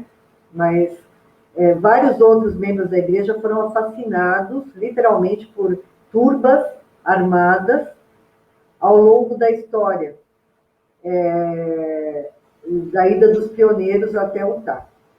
E mesmo quando estavam em Utah, tropas do exército foram até o estado, tanto que eles tiveram que enterrar o templo todo que estava em construção, porque eles iriam destruir. 2 templos da igreja foram destruídos, o de Kirtland, em Ohio, e o de Nauvoo. Então, dito isso, muitos homens, pais de família, então o que acontecia? Então, eles iam de estado em estado, carregando o que podiam nos carrinhos de mão, ou quem tinha carroça, quem não tinha, punha tudo que possuía no carrinho de mão, e ia atravessando, nós estamos falando em 1840, não é? E foram atravessando o estado americano, não é? Todo o país dos Estados Unidos, durante as maiores intempéries. E muitos homens morreram ou foram assassinados ou morreram em virtude da viagem, de doença, não é? Então, o profeta recebeu uma revelação de que portadores dignos do sacerdócio poderiam casar com essas mulheres viúvas para que elas não ficassem sozinhas e tivessem quem cuidar dessas viúvas. Então, foi nesse contexto que surgiu a poligamia. E aí, mais em uma onda de perseguição na igreja, quando isso começou a acontecer, quando já estavam no estado de Utah, o governo tornou ilegal a poligamia. E imediatamente, como diz a nossa 12ª regra de fé, cremos na obediência às leis, não é? A poligamia, então, foi encerrada. Essa permissão para que alguns portadores do sacerdócio casassem com mulheres que haviam ficado viúvas, não é? Ou sozinhas, abandonadas, que as famílias iam morrendo. Às vezes morriam o pai, a mãe, não é? Vários irmãos. Então, era nesse contexto, foi nesse contexto que foi permitida a poligamia, mas depois ela foi revogada, tá? Mas o que acontece? Existem muitos grupos que são membros afastados, dissidentes da igreja, e que decidiram continuar com a poligamia, porque entenderam que esse era o modo de vida deles. Então, existem vários grupos polígamos nos Estados Unidos, não só de dissidentes da igreja, mas também não dissidentes da igreja. Como vocês sabem, os Estados Unidos, a Constituição dele permite que os estados tenham algumas leis próprias, não é? Então, em alguns estados não é proibido. Então, existem alguns grupos, inclusive o doutor Fabiano falou sobre, eu havia até me esquecido quando ele mencionou a mídia, o problema da mídia, é que, por exemplo, tem até uma série da Netflix, se não me engano, de um polígamo, e ele se diz mórmon, tá? Mas isso não é verdade, ele pode fazer parte de um grupo dissidente, porque a igreja oficial, desde lá, naquela época, não é? Que só tenha uma esposa, tá? Só tenha um casamento. Nada impede que uma viúva se case de novo, um viúvo se case de novo, mas enquanto estiverem vivos, uma esposa só, tá? Então, é ilegal. Então, isso se tornou realmente uma fonte de má interpretação, ou então, muitas pessoas que já são críticos da igreja, eu falei das conferências gerais que acontecem 2 vezes por ano, e é interessante que eu só descobri isso quando eu fui lá, quando eu vivi lá 15 anos, né? E na conferência são 2 dias, 2 sessões no sábado e 2 sessões no domingo, uma de manhã e uma à tarde. E na Praça do Templo existe um tabernáculo, né, que é o local onde se realiza essa conferência, foi construído novo, ele é muito grande, eu não sei quantas pessoas cabem, mas é bem grande mesmo. Mas mas dezenas e dezenas de pessoas, grupos anti-mórmons, se reúnem em volta da Praça do Templo, ou desses lugares, né, durante todo o centro da cidade de Salt Lake, que é onde fica a sede da igreja, para protestar contra a igreja e dizer palavras contra as pessoas. As pessoas estão indo para a conferência, as famílias, as crianças, os jovens, e essas pessoas ficam proferindo palavras contra a igreja, proferindo um monte de absurdos, né? Às vezes eu ficava nervosa quando eu via isso, né? E todo mundo dizia, não se preocupa, deixa eles falarem, né? Mas é um motivo que as pessoas usam para criticar, mas essa versão falsa de que na igreja se pratica poligamia. Isso foi nesse contexto lá, no primórdio da igreja, durante a perseguição. Agora, com relação ao racismo, eu acho bastante interessante isso, porque o livro de Mórmon ensina que todos são iguais perante Deus, o que inclui negro e branco, escravo e livre, homem e mulher, está em 2 Nefe 26:33. E ao longo da história da igreja, pessoas de todas as raças e etnias em muitos países têm sido batizadas, e têm vivido na condição de membros fiéis da igreja. Os registros da igreja não contêm informações claras sobre essa questão que, durante algum tempo, os homens negros de descendência africana não possuíam sacerdócio. Mas, de fato, durante a própria vida de Joseph Smith, vários homens negros foram batizados e não houve nenhuma, como se diz, nenhum impedimento. Inclusive, vários deles realizaram todas as ordenanças. Isso está no site da igreja, vocês podem consultar lá, e tem todo o histórico do que aconteceu. Durante um período, entendeu-se que os homens negros de descendência africana não teriam sacerdócio. Mas a liderança começou a orar e perguntar sobre se isso estava correto. E em 1978 veio, então, a revelação sobre que o sacerdócio deveria ser estendido a todas as pessoas, independentemente da raça. E o sacerdócio passou a ser estendido a todas as pessoas. Foi uma declaração de 1º de junho de 1978. E, muito embora até hoje as pessoas... Deixa eu só concluir. Muito embora as pessoas até hoje ainda façam confusão sobre isso, não é? É preciso que fique claro que a igreja não tem restrição. O meu tio mesmo, que é falecido agora, eu sempre brigo com ele. Ele era o Wilson pulmonal da nossa família, não é? Porque bem moreno, e ele tinha um pleno sacerdócio, como vários membros que eu conheci. Então, acho que existe uma certa falta, um mal-entendido a esse respeito. Excelente, doutora. Doutor Nabor, faça o seu questionamento e, a partir dele, a gente vai retomar a palavra para a doutora Tânia, para que ela faça uma exposição acerca dessas duas entidades que ela brilhantemente preside e compreende como ninguém, para trazer a esta elucidação e apresentação, e a partir disso estamos partindo ao encerramento. Então, doutor Nabor, faça o seu questionamento, sua pergunta, sua consideração. Eu vou apenas fazer uma consideração e um agradecimento, né? É muito bom ouvir com tanta propriedade, né? Diretamente da fonte, vamos dizer o seguinte, evita confusão. Acredito que os nossos ouvintes, né, eles estão tendo a oportunidade de serem elucidados de dúvidas, e sem dúvida vem de preconceito, enfim. A única pergunta, eu quero só pegar a ponte do Fernando, com relação a essa inclusão, qual é o papel da mulher dentro da igreja? Sim, rapidamente, essa seria uma única pergunta, e a minha última, né? Vimos que os negros têm o seu papel, há uma inclusão social.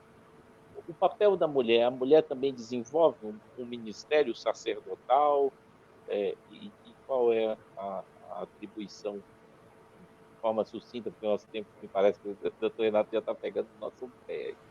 Muito bem, é isso, doutora. Qual o papel da mulher? O papel da mulher. Tá. A mulher, ela atua ativamente na igreja. Nós temos lideranças, como eu já havia dito, nós temos estaca, ala, não é? Então, unidade menor é um ramo, né, que é menor que uma ala, depende do número de pessoas.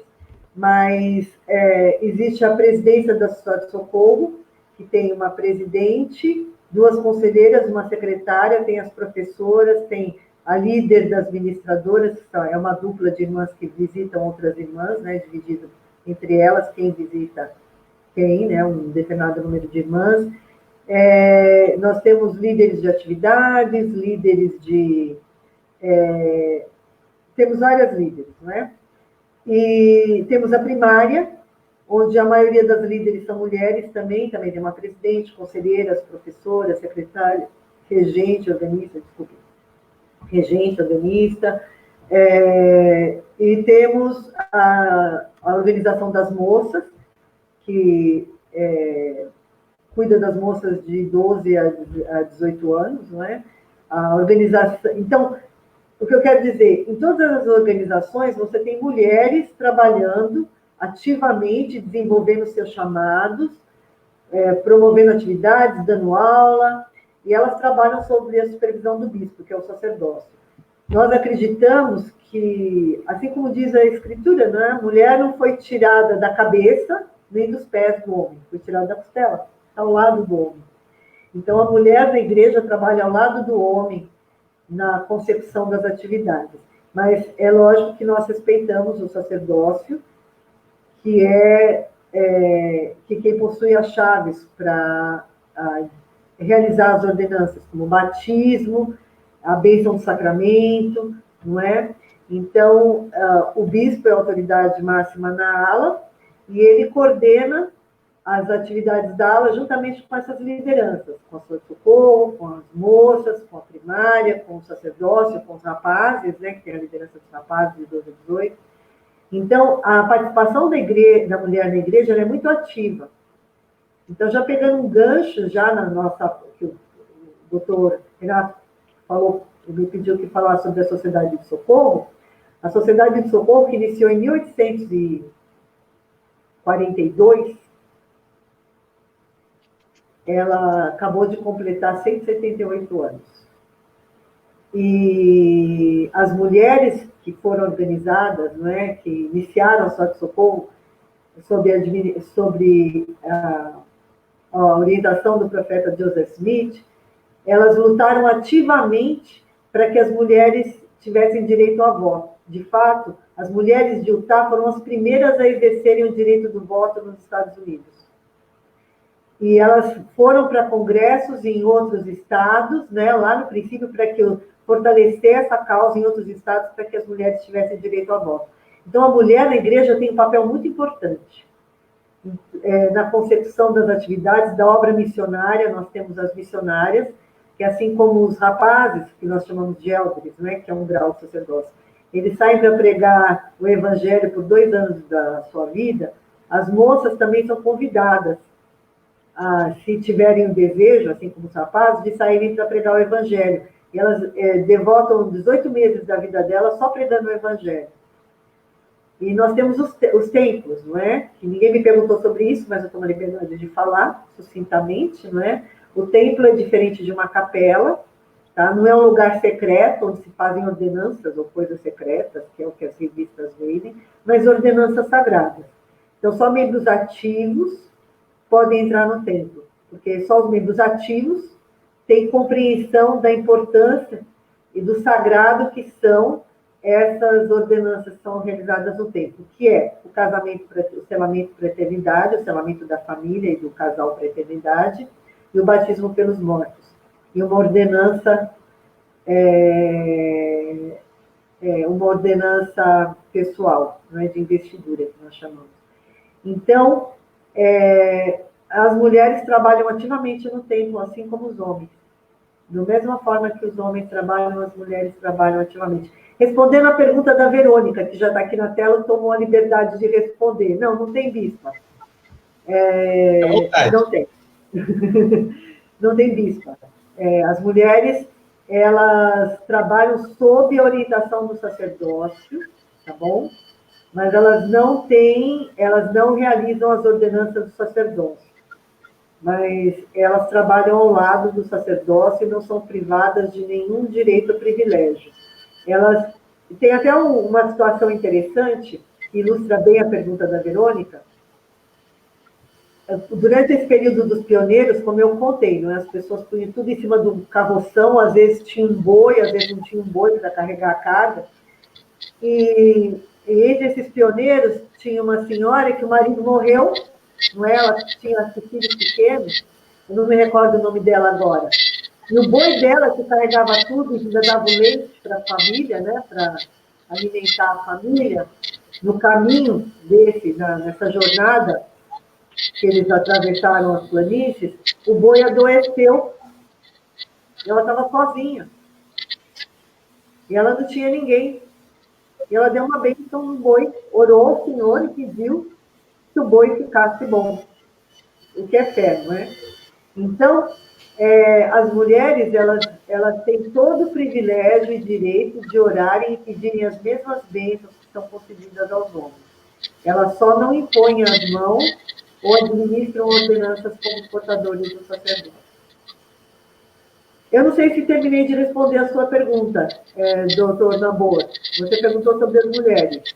Então, elas exercem um papel importante dentro da igreja.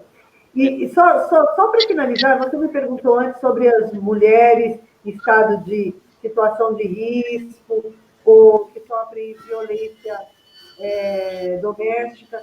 Eu estou, minutos antes de nós entrarmos na live, eu estava mandando procuração para uma irmã de Santa Catarina, não, é uma outra, Chapecó, que o marido abandonou, deixou ela sem um tostão, e ela tem 3 filhos para sustentar. Eu estava correndo com a procuração, porque eu vou entrar com as medidas, e ela tem outros problemas também, com medida protetiva para ela. Então, a igreja tem uma rede de ajuda, não é? Para poder auxiliar as pessoas em todas as situações de necessidade. Tá? E ao contrário do que algumas pessoas dizem, que eu já ouvi na mídia, a igreja não acoberta os homens que tratam mal as mulheres. O profeta Monson, já falecido, ele dizia que cada lágrima que um homem faz uma mulher derrubar, o homem vai responder por isso. A igreja não apoia a violência doméstica, não apoia qualquer tipo de violência do homem pela mulher. Em Doutrina e Convênios fala que o homem não pode exercer um injusto domínio sobre as pessoas, o que inclui a família e os filhos. Então, isso não é autorizado pela igreja, nem é permitido. Excelente. Excelente, doutora. Como estamos com o horário um pouco adiantado aqui, eu vou pedir para a doutora fazer uma breve apresentação das duas entidades que preside, a J. Reuben Clark e também a Comunidade do Socorro. E, em seguida, a doutora já pode passar a palavra para o doutor Fernando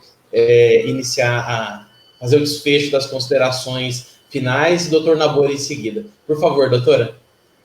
Então, a J. Reuben Clark Law Society é uma organização de advogados e operadores do direito. Nós temos juízes, desembargadores, delegados, promotores, que também fazem parte. No mundo inteiro, que representam o Law School, né? Que é o J. Reuben Clark Law School. Essa associação começou nos anos 80 com um grupo de ex-alunos da J. Reuben Clark, e o intuito é fortalecer os advogados, os estudantes de direito, não é? Dentro de suas comunidades. Nós temos 3 pilares básicos: a defesa da liberdade religiosa, a defesa da ética nas instituições e o serviço pro bono. Porque nós acreditamos que nós precisamos servir a comunidade, não é?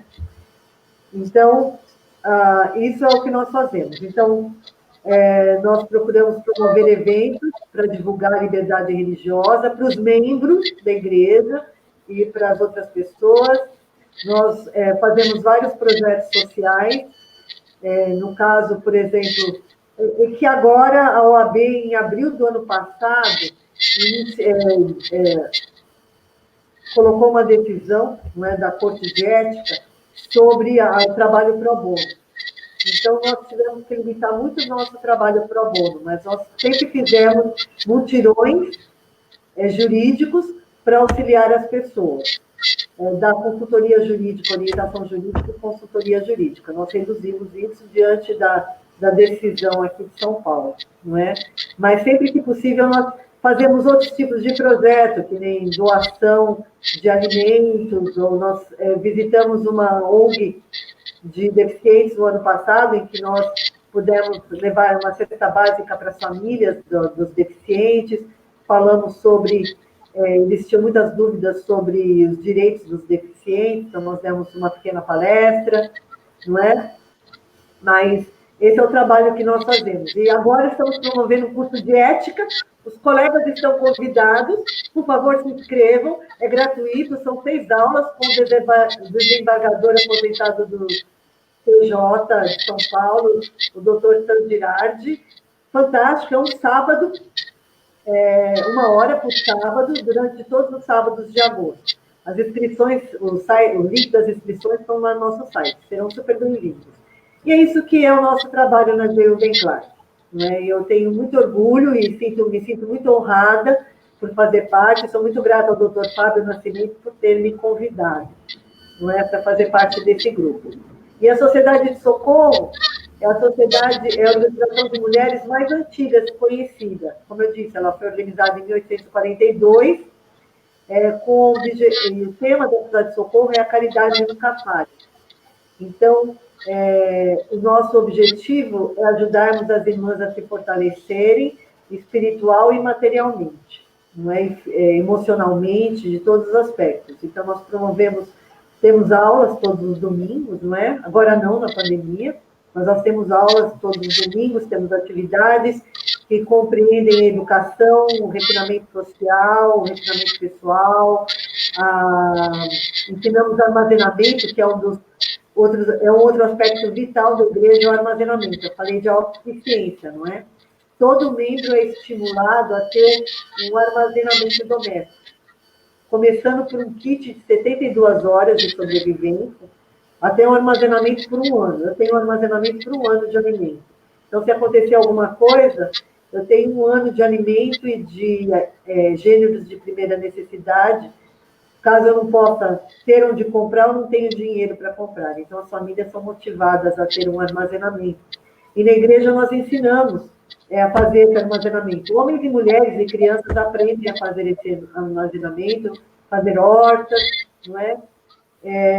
Para que possam ser autossuficientes de todas as formas. Então, sucintamente, era o que eu poderia dizer, doutor Renato. Eu não sou muito sucinta, me desculpe, eu tento. De forma alguma, o evento todo foi muito rico e foi uma oportunidade das pessoas conhecerem ao mesmo tempo o seu conjunto de crença, a Igreja de Jesus Cristo dos Santos dos Últimos Dias, e também essas 2 entidades maravilhosas, históricas, que têm o objetivo de enfrentar estas questões tão peculiares quanto os direitos fundamentais, quanto a questão do pro bono, para auxiliar as pessoas que não têm o acesso à justiça e ao judiciário, e também a questão dessa possibilidade de promover às mulheres todo o conjunto de mecanismos ali e, quem sabe, até novas ferramentas para ter a sua autonomia, sua autogestão de vida, vamos colocar assim, né? Então, a partir de todo esse conhecimento aqui, só teve uma perguntinha que eu acho que eu vou ter que colocar aqui, senão as pessoas estão me mandando aqui pelo inbox, que vão ficar muito bravas, né? Por qual motivo a sua crença é conhecida como Mormon, e se Mormon é uma atribuição pejorativa hoje? Só para a gente concluir, acabei esquecendo de trazer no momento oportuno, me desculpe. Pois é, acabei não falando da parte mais importante, que é o livro de Mormon, né? O livro de Mormon é a pedra fundamental da nossa religião. É o outro testamento de Jesus Cristo. Ele foi escrito por pessoas, por povos, basicamente 3 grupos que saíram do antigo continente e vieram para as Américas.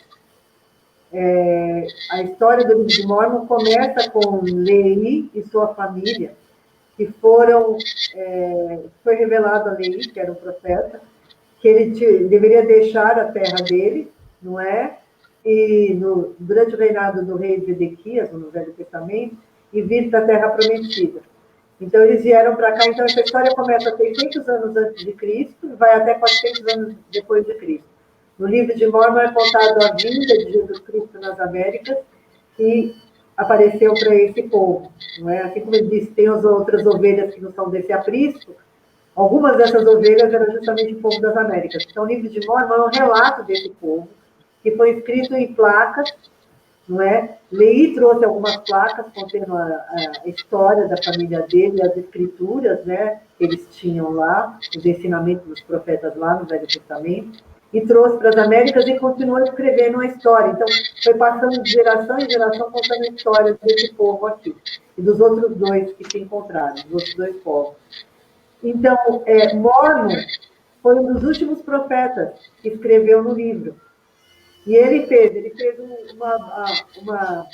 um resumo de toda essa história inicial, dos 600 anos inicial, até a época dele, que foi perto da exterminação de uma parte do povo, que eram os nefitas, né? Aí ele passou as placas para o filho dele antes de morrer, que a nação estava sendo exterminada, e o filho dele, que é Moroni, enterrou essas placas num local. E mais tarde, esse local, o próprio anjo Moroni mostrou a Joseph Smith onde estavam essas placas. Então, em virtude do livro de Mormon, que acabou sendo conhecido como livro de Mormon, que foi o grande, fez esse grande resumo dessas em outras placas, não é? Que a igreja acabou sendo conhecida. O livro de Mormon começou a ser impresso mesmo antes da igreja ser organizada. E por isso as pessoas acabaram apelidando de igreja mórmon. Não é pejorativo, mas não recentemente, já há alguns anos, outros profetas já haviam dito que nós tínhamos que tomar muito cuidado em não nos acostumarmos com esse apelido, porque esse apelido não é o nome da igreja, é um apelido, não é? Então, quando você vai no fórum, senta na mesa de audiência, ninguém vai te chamar pelo seu apelido, não é? O meu era Cris, quando eu era criança. Ninguém vai me chamar doutora Cris, vai me chamar pelo meu nome, certo? Então, Jesus Cristo mesmo disse que a igreja dele deveria ter o nome dele. Então, por isso. E quando se fala em santo dos últimos dias, não quer dizer o santo perfeito, o homem perfeito. Quer dizer membro da igreja, porque era assim que os membros da igreja eram chamados no Velho Testamento, eram chamados de santos, não é? E por isso, a Bíblia mesmo fala, São Paulo, não é? E assim se refere. Então, é por isso que nós preferimos usar o nome integral e não o apelido, porque esse não é o nome da igreja, não é Mormon. Mas não nos ofendemos das pessoas nos chamarem de Mormon. Excelente, excelente. Doutor Fernando, a palavra é sua. Fica à vontade para tecer suas considerações finais, meu amigo. Eu tenho orgulho de atuar nas duas instituições jurídicas que a doutora preside em Taboão da Serra. Dentro do meu conjunto de crenças e de consciência, eu também peço aconselhamento espiritual e confirmação de algum anseio. E ele sempre vem, até de forma rápida. Uma dessas confirmações foi até dentro da própria, não sendo da Igreja de Jesus Cristo dos Santos dos Últimos Dias, na palestra do dia 1º de março, foi algo fantástico. Não estava programado que eu faria uma palestra, não sabia qual era o hino que ia ser o hino inicial da igreja, e 2 horas antes eu já sabia o que eu ia falar, e foi exatamente o hino da igreja, o hino inicial. Esse chamado da liberdade religiosa, esse chamado para ajudá-la nesse fronte, eu tenho certeza que é algo divino. Então, minha gratidão, minhas homenagens, a senhora é uma guerreira, merece todo o crédito, merece todas as honras por esse trabalho fantástico que ocorre em Taboão da Serra e no estado de São Paulo como um todo. Parabéns, doutora. A senhora está no meu coração. Que amor. Excelente. Doutor Nabor, faça as suas considerações finais também, fique à vontade. Quero parabenizar, né, acima de tudo, a doutora Tânia, né, pela forma tão carinhosa como nos atendeu, respondeu aqui as perguntas até de um certo teor de dificuldade, né, e a doutora com muita propriedade, porque vive a igreja, né, vive a história da igreja, então me parece que isso tornou-se até mas faço pela convivência, pela militância nos direitos religiosos, né? E, enfim, que nós enfrentamos e defendemos aqui. Quero agradecer ao Renato pela oportunidade, por nos acolher aqui, né, nesta comissão. Eu quero também falar aquelas pessoas, como eu sou pastor da Igreja Batista, e presidente de uma associação batista com mais de 82 igrejas, de repente as pessoas que adentram aqui a esse vídeo querem ouvir aqui um debate, né, interreligioso, no sentido de tentar buscar diferenças. Ao contrário, nosso papel é de equidade, né, de andar junto, de celebrar direitos, né? Esse é o nosso papel, né? E são aquelas pessoas que adentraram ou vão adentrar a live esperando aqui uma sabatina, uma inquisição, né? Essas inquisições já foram refutadas, né? A idade das trevas já foram passadas, já foram superadas, né? Nós vivemos realmente um tempo de defender direitos, e esse é o nosso papel aqui como comissão, defender o direito religioso, defender a liberdade religiosa. Então, parabéns à doutora, parabéns ao doutor Fernando pelas suas perguntas, né? Muito boas. Muito profunda. Parabéns ao Renato por promover, doutor Renato, por promover esses encontros. Esperamos nos encontrar em outras oportunidades. Muito obrigado, acima de tudo, a doutora.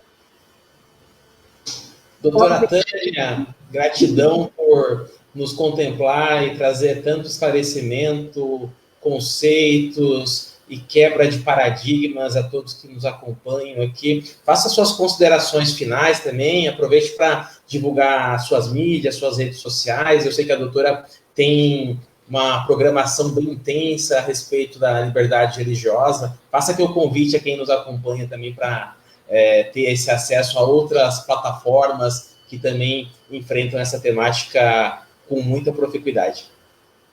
Bom, primeiro eu queria agradecer a todos, né? Foi um prazer muito grande. Eu não sei se respondi adequadamente todas as perguntas, né? Ou completamente como vocês esperavam, mas é realmente um prazer muito grande. Obrigado, doutor Fernando, pelos seus elogios. Eu fico devendo, não é? Eu tenho muito que aprender com vocês, e principalmente em todos os aspectos, não é? Foi um grande prazer conversar, conhecer o doutor Nabor, não é? Que eu não conhecia. Amei muito suas palavras. Olha, parabéns, nós temos que buscar semelhanças. Amei. Isso, é isso mesmo. E muito obrigada, doutor Renato. Essa jornada tem sido muito especial mesmo. Tenho aprendido muito com o doutor Renato, com o doutor Fabiano, não é? Em todos os aspectos. Sou muito grata por essa amizade, porque tem me enriquecido muito. Nessa sexta-feira, já que você deu a deixa, nessa sexta-feira, nós temos vai ter uma live com o Dr. Jader, de Freire Macedo Júnior, com a doutora Paula Montinho e com o Dr. Ricardo Rossetti, sobre objeção de consciência e a intolerância religiosa. Objeção de consciência é um assunto muito importante que me preocupa muito, não é? Recentemente, bom, se me recorda, eu vou longe, né? Participe da live, vai ser na sexta-feira, às 20 horas, na página do Jesus Clark Law Society, capítulo de São Paulo, e acho que vai ser muito bom, porque esses três são feras, não é? Eu estou querendo aprender bastante, e é com eles que nós vamos ter essa oportunidade. Muito obrigado, amigos, por essa oportunidade de falar sobre a igreja que eu pertenço, sobre a minha crença. Obrigado, doutor Fabiano, por ter mencionado essa experiência do dia 1º de março. Foi uma honra tê-lo lá. E eu acho que a inspiração é isso, não é? E é muito bom, é muito confortador saber que nós podemos orar e pedir essa orientação e sabermos que seremos ouvidos. Obrigado a todos. Excelente, excelente. É com muita alegria que a gente parte para o encerramento aqui deste evento virtual. Tivemos a oportunidade de conhecer um pouco sobre a Igreja de Jesus Cristo dos Santos Últimos Dias, pela fala de alguém que professa, pela fala de alguém que vive essa experiência, esse fenômeno religioso.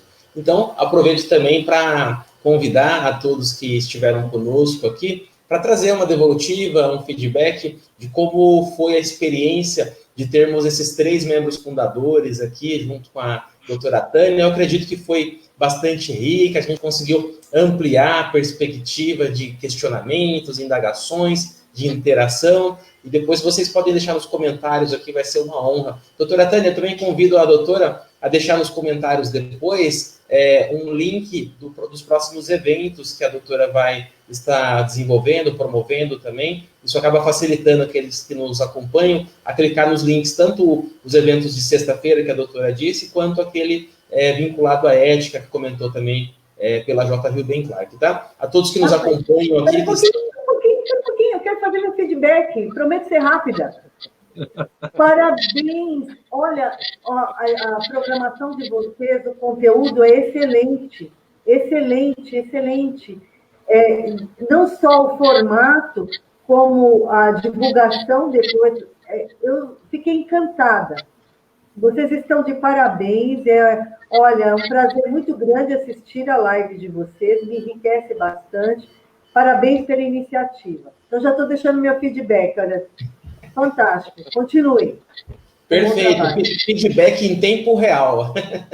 Sensacional. E agradecer a todos que nos acompanham aqui, que curtam a página, que deixem as suas considerações. E em breve vamos estar colocando todo esse conteúdo também no YouTube para facilitar e tornar um pouco mais cômodo e futuramente também ir desenvolvendo outras plataformas para ir testando aqui como a gente pode levar esta pauta, esta temática, esta missão, como diz o doutor Fernando, a todos e todas e todos, para que a gente possa enfrentar tudo que nos segrega e aproveitar aquilo que nos congrega, né? Então, a partir dessa fala final, eu dou por encerrada nosso evento virtual e agradeço o doutor Fernando, doutor Nabor, e a nossa protagonista de hoje, a nossa convidada muito especial, doutora Tânia Formigoni. Uma excelente noite a todas e todos.